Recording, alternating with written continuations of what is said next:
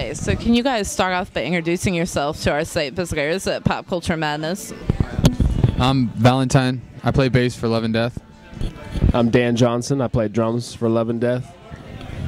It's just the same thing. Well, I want to thank you guys so much for joining us today here at the Burrito Place across from Chameleon in Lancaster.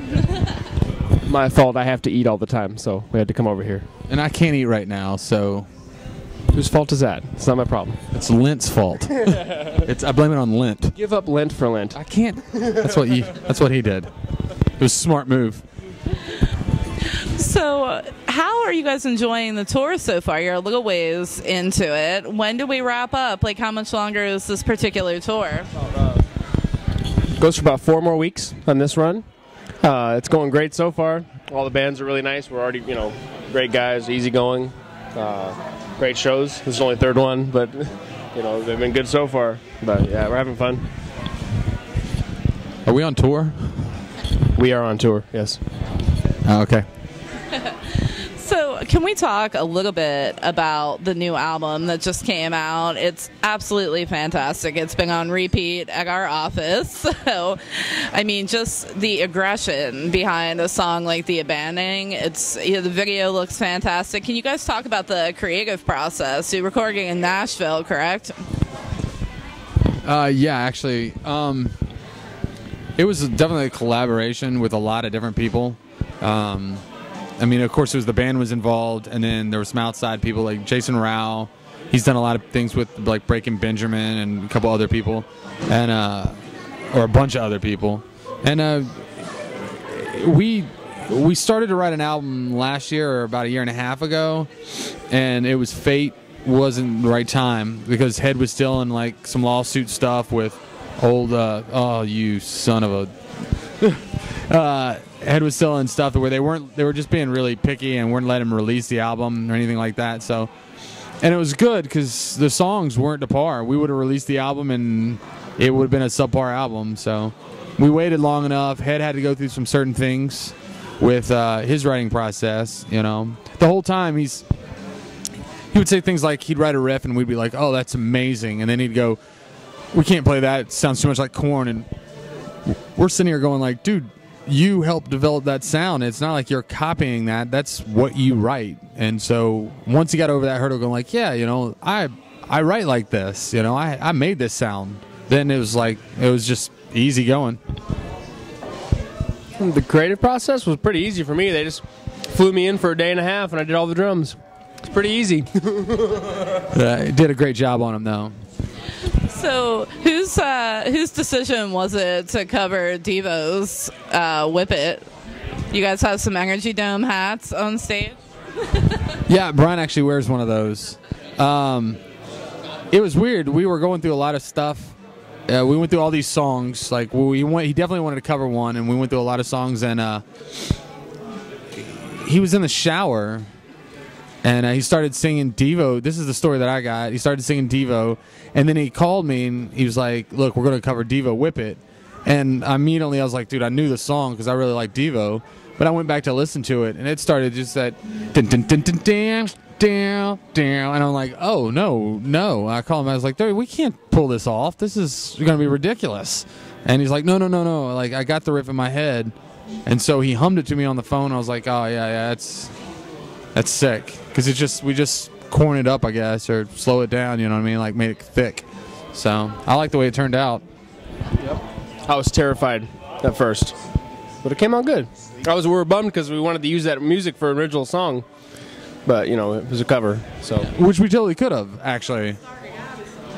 No, well, once we heard it, we were going like, dude, this is really good. Once we heard it, we wanted to use that music for original. Yeah, but we were in too deep. It was just we were in too deep. Well, you guys have definitely very much made it your own. I mean, it's almost to the point that it's not recognizable till it is, and then you're like, wait a minute, what? So it's definitely awesome. So, I mean, you guys also have some festival appearances coming up. You're going to be at Rock on the Range in Rocklahoma, I believe. Well, I don't know I know Korn's doing the Rocklahoma. I don't know if we're going to do it. Korn's going to do Rocklahoma, but we're just doing the Rock on the Range as far as the States. And then in June, we're going over to Europe with Korn and Bullet for My Valentine. So, and there's a bunch of festivals over there. And like Download and Rock 'em Ring and all that. So Yeah, we're gonna have an amazing year. It's gonna be really good, and a lot of Korn dates. yeah, like, a lot of people have asked us since day one, like, what if Brian goes back to Korn? Like, what if he joins Korn? What's gonna happen with you guys? And I would just be like, I don't know. But now it's to the point where, dude, he did it. He loves this project, and he went to him. He's like, listen, dude, I'll play with you, and I'll work with you guys. But if I play, I'm bringing my band. So, like, all these giant festivals are making room so that we can play there too, because it was like that was one of the stipulations, So it's, and we'll pull it off. We'll blow them away. You know what I mean? It's like it's not like we're second to none. We come swinging just like anyone else. So, how's your burrito? It's delicious, thank you. I'm waiting to. I don't want to scarf it down on camera. I was so hoping you would do that. Show them how you eat. No. Show them how you eat. It's like this. No, don't show them. So, how do you guys feel now about the current state of rock music? Because I think that fans are so hungry for something new and different. You guys bring such the hard and heavy edge, but like there's also these melodic elements that are brought in that are absolutely fantastic. We in the band have such different opinions on music. We all respect each other's music, but it's like Dan is a straight 80s rocker. He loves 80s, and which I do too. I'm more, yeah. I like metal, heavy metal. I listen to everything from Winger to Typo Negative. You know what I mean? I don't care. Like, that's both 80s. No, you better watch it. No, but yeah, it's so. I think the state of rock, you're right. It's like when I turn on the radio and all the songs sound the same. Like, even some of our music, even on this album, I'd listen to it and was like, but I'm like, no one likes my music. I listen to like Mr. Bungle, I like Mr. Bungle. Anything Mike Patton touches. I like Iron Maiden. I'm into hardcore gangster rap. Like, so it's like I gotta suspend my belief and look at our album as a whole and say, like, dude, this is great. This is a great album, which it is. I'm very, very proud of it. So. Well, I like a lot of radio rock. I'm a big Nickelback guy, like Trapped, all that, that kind of stuff. You know what I mean? But I watched the Grammys this year, and they said like best rock category. I won't name names because I'm not going to do that. But like, and also like the bands, I'm like, this is not hard rock. Like, where's my hard rock at? You know what I mean? This is like, Mumford & Sons rocks. I just want to say that I love Mumford & Sons, but I don't think that they're in a rock category. So. I think it's fun. It's Mumford & Sons. Oh, I love them. And they're great bands. They're all fantastic bands. But when you're thinking of rock music. Yeah, all these bands are going unnoticed, by the mainstream market and stuff. And I don't think it's the fans out there. I think it's. It's the industry. The industry is telling what they're selling. They're the ones that they set the standard. Like MTV, I cannot believe MTV still sets the standard on what is popular and what is not with music when they have nothing to do with music. Like, they set that standard, But it's more like mass media TV versus music. no, you're absolutely right. And I'm not trying to down MTV because there's shows I don't watch it, but. There's shows on there that are just funny shows, and some shows on there are just like, oh, this world's ending soon. Like, it's coming to an end. Yeah. But I grew up in a time, and we both say, we wish we were born a decade earlier, because there was a time when it was like great music, And then I don't know what happened. I woke up one day, I blinked twice, and was just like, what is this? I don't know what happened. Tell everybody, when they say that rock is dead, they have not come out to a show and seen like all these, hundreds of thousands of fans out at rock festivals, at rock concerts, and I'm like, you need to take a look around again because it absolutely isn't going anywhere. I think that's what I love so much about music festivals too, though, because we have so much of that genre blurring. It doesn't matter if you're rock or hip hop or country. Like, it's a place for, fans of every genre to find something that they can be into. How do you guys feel about that? I think in this day and age, the industry's going back to like it was with Elvis Presley, you know, with the Big Bopper, where all these bands, the only way to get them out there is to tour together as a package because of the economy right now.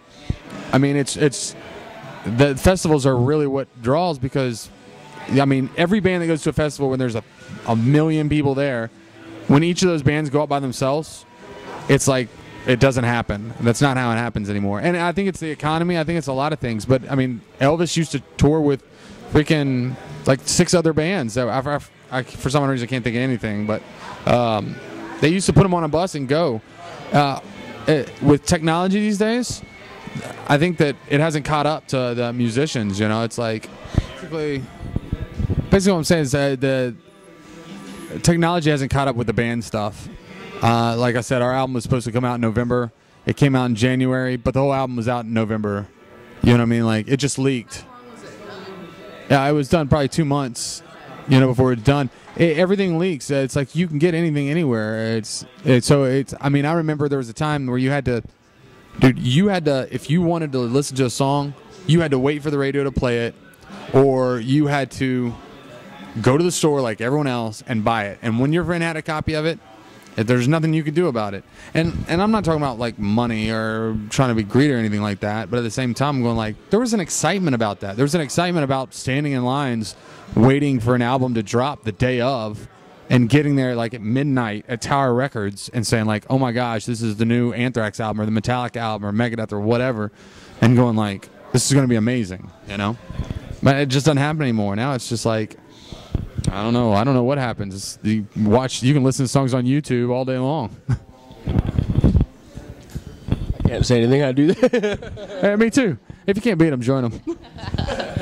So, I mean, your album covers a lot of different themes. There's a lot of subjects on there. I look at music personally as a universal language that we can all speak and understand, even if we take a different message away. Is there anything in particular that you hope it will say to listeners? Well, I think my favorite part... Oh, yeah, I know. So I can do this. I think my favorite part about our music is it just... it hits like all the ups and downs of life, and you know, I don't know. It's just no matter how hard life gets, you know, you can. There's always beauty somewhere, you know, and you can make it through anything, and you know, you're never too far gone, you know. So that's what I like about it. That's my take. Yeah, I mean that's pretty much it. I've been talking this whole time, so yeah, that's it. Great. So you guys mentioned after this tour you have, you know, the festivals and then some stuff overseas. What are some of the rest of your goals for the rest of 2013? Any more videos coming? Yeah, I think we're going to release Meltdown as a single, and we'll probably do a video for it. As far as the rest of 2013, dude, we're going to just hold on, strap in, because it's going to be a freaking crazy year. Come out and check us out. Whole new set, new songs, everything. So come see us. Come see us. Awesome. So I'm guessing you guys are pretty active on social media, so that would be the best way to keep up to date with the band and everything. We'll certainly urge our site visitors to check out a show. And is there any final comments you'd like to share? Support your local scene. Support your local scene. It's because when it's gone, you're going to be sad it's gone. And there's already cities out there right now going like, oh, our local scene sucks. Our local scene sucks. But those people never, you know, those people didn't go out, and then their scene disappeared, and then there wasn't one. Go to a concert. Just go to a concert, whether it's a local show, a bar, club, theater, whatever. Just go see bands. Keep that going, you know. You'll miss it when it's gone. Great. Well, thank you guys so much again. I appreciate it. Enjoy Lancaster and burritos. Great.